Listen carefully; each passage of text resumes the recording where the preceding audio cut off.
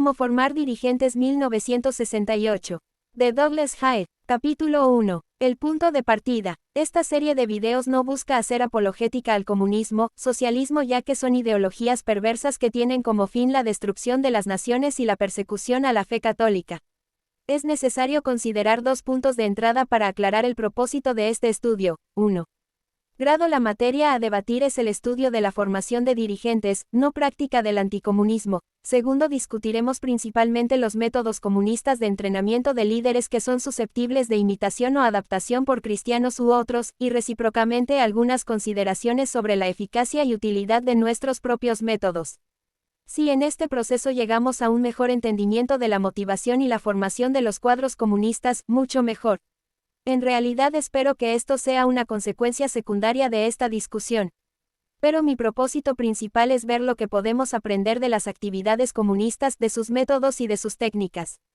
Debemos fijarnos en los comunistas, no para atacarles ni para demostrar que están equivocados, sino para ver lo que tienen que enseñarnos. De este modo, cuando describa los métodos comunistas, no seleccionaré aquellos que no encierran ninguna utilidad para nosotros. Es obvio que no recomiendo aquellos que nosotros debemos rehusar por razones éticas o morales, aunque reconoceremos cierto mérito en algunos de ellos si intentamos aproximarnos con criterio sereno a la característica mentalidad unilateral comunista. Esto es, intentaremos ver al comunismo y a los comunistas con una mirada altamente selectiva. En los ejemplos yo citaré lo mejor que he visto durante años de vida entre comunistas y de observación en casi todas las partes del mundo. Conocí los males del comunismo al dejarlo después de militar 20 años en el partido, pero creo que tienen razón en algunos puntos importantes. Por ejemplo, cuando dicen que hay una gran batalla en el mundo, que analizándola en su finalidad no es otra cosa que una lucha entre los corazones, las mentes y las almas de los hombres. Esto podemos aceptarlo aunque no aceptamos que todos los buenos están a un lado y los malos al otro. Es evidente que el pensamiento de millones de personas está en un estado cambiante, por todas partes se rompen antiguas fidelidades, creencias y modos de vida, y aún es demasiado pronto para prever a dónde nos llevará este proceso. Creo que ellos también llevan razón cuando dicen que aunque no podamos ver el final de esta batalla, su resultado probablemente se decida en este período en que vivimos.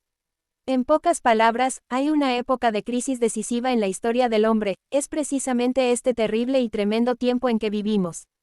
Por supuesto que esto ya se ha dicho en otras generaciones. En el pasado, estando los hombres hablaban del destino de todo el mundo y de toda la humanidad, se referían a una mínima parte de la superficie del globo, precisamente aquella en la que habitaba la raza humana.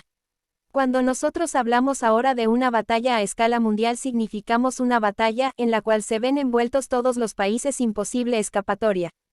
Por lo tanto, cuando los comunistas hablan de lanzar al mundo por el camino del comunismo en el período en que vivimos, no quieren significar todo el mundo con excepción de Estados Unidos, el Reino Unido o tal vez su propio país en el que usted se puede sentir a salvo del asalto comunista. Su propósito es clarísimo, quieren un mundo comunista. Es algo que nunca lo han ocultado y que tiene una profunda significación para ellos. En el medio siglo pasado han realizado un tercio de su propósito. Cada vez que se hace un recuento hay un significativo avance del comunismo, posiblemente sin precedentes. Aún así, el mundo en que vivimos es predominante no comunista. Vive doble número de gente en la esfera no comunista que en la comunista. No hay pues base para el derrotismo. Aún así es probablemente cierto lo que se dice de los comunistas, refiriéndose a que nunca un grupo tan pequeño en la historia de la humanidad ha promovido una empresa tan grande en tan poco tiempo. Han conseguido que sus métodos convenzan a un gran número de personas, como hasta ahora no se había hecho en tan corto espacio de tiempo. Más aún, ellos siempre han trabajado a través de una minoría.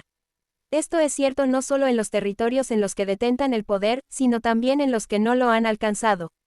Sin embargo, esto no debe asombrarnos. De hecho, la mayoría de las organizaciones trabajan a través de minorías. Aún en aquellas organizaciones que se rigen por una mayoría se depende de unos pocos fieles que son los que hacen todo el trabajo, los que se sacrifican y aportan su energía cuando hace falta, para que el movimiento marche. Los comunistas han aprendido por la experiencia de los demás, han ido perfilando sus ideas y aprovechando los fracasos y éxitos de los otros movimientos. De este modo es como han conseguido un mayor impacto sobre los demás. Muchos de los métodos que ellos aplican han surgido fuera de su seno. Juzgo esto como lo más importante que nosotros debemos examinar. El Partido Comunista tiene en todo el mundo 36 millones de afiliados. De estos una gran proporción viven en países de gobierno comunista. Deliberadamente prefieren que el partido sea un núcleo reducido para que no pierda su carácter de élite. Solo unos pocos millones viven y trabajan en países no comunistas. Sin embargo, el impacto que logran es tal que consiguen requerir nuestra atención constantemente. Consiguen influir de modo profundo en el pensamiento de la mayoría.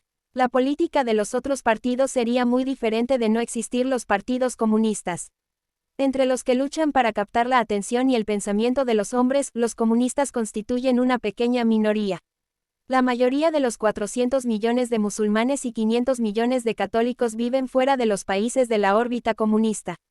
Hay otros grandes movimientos que pueden disponer de un contingente humano superior al que pudieran movilizar los partidos comunistas reunidos. Sin embargo, ninguno de todos estos movimientos citados puede decir que desde la aparición de los comunistas ha logrado un éxito parecido al suyo. Por supuesto que no hablo de la estrategia de las armas, sino de su habilidad para enardecer la imaginación de las gentes, crear un sentido de dedicación y lograr que sus seguidores emprendan una acción eficaz plena de sentido. Resulta casi imposible escuchar la radio o ver la televisión sin aprender algo de lo que están haciendo los comunistas en cualquier sitio. No dejan que los olvidemos nunca. Esto no es meramente circunstancial, hay razones para ello que vale la pena examinarlas. No creo que la fuerza del comunismo estribe en la fuerza de las ideas. Yo creo, como cualquier cristiano, que el cristianismo tiene algo infinitamente mejor que el comunismo. Diciéndolo con otras palabras, nosotros tenemos algo mucho mejor que vender. Son ellos los que han logrado influenciar en nuestra generación mucho más profundamente que nosotros. Su pensamiento es importante para ellos, pero la política se desarrolla fuera de él. Quizás sea difícil leer a Marx, Lenin, ahora bien, es necesario si se quiere lograr entender a los comunistas y al comunismo. Pero no es esto lo que atrae a las gentes a la causa comunista. Para mí, la fuerza de los comunistas estriba en su gente y en el modo como ellos la usan. Es en este nivel donde tienen mucho que enseñarnos. Saben utilizar el material humano adecuadamente a su disposición. La mayoría de los no comunistas no. Quizás debo aclarar que cuando hablo de los comunistas en estos términos lo hago respaldado por mi propia experiencia de años de estar asociado con los partidos de casi todas las partes del mundo, no solo con los británicos o los países comunistas occidentales pertenecientes a sociedades que podríamos llamar opulentas. Un punto que debemos referir en cualquier discusión sobre el mundo comunista es que los comunistas son, o conseguirán ser el tipo preponderante en el mundo. Tienen algo en común entre ellos que los distingue en cualquier parte. Durante 20 años he sido miembro del Partido Comunista Británico. Me alisté a los 17 años. Pasé mi última adolescencia y mi primera madurez en el partido. Cuando lo dejé casi todos los amigos que tenía eran comunistas. Comunista ha sido toda mi vida, así pues, puedo decir que conozco muy bien a los comunistas o por lo menos a los británicos. Normalmente cuando uno abandona el Partido Comunista y más si lo hace públicamente es tachado de renegado y completamente escindido de sus camaradas y del movimiento al que ha estado asociado. Desde que dejé el partido una amplia corriente de comunistas ha estado en contacto conmigo. A excepción de los primeros meses de mi baja en el partido y en el diario en el cual era editor de noticias, no ha habido periodo en el que no tuviera contacto al menos con algunos miembros del partido. No fui a buscarlos precisamente. Ellos oyeron lo que dije en conferencias, o leyeron lo que escribí de ellos en libros, y en artículos, reconocieron que yo estaba intentando dar una versión fidedigna de tal como ellos eran. Entonces cuando se les albergaba alguna duda sobre el comunismo o se encontraban en dificultades, se dirigían a mí, yo podía comprenderlos.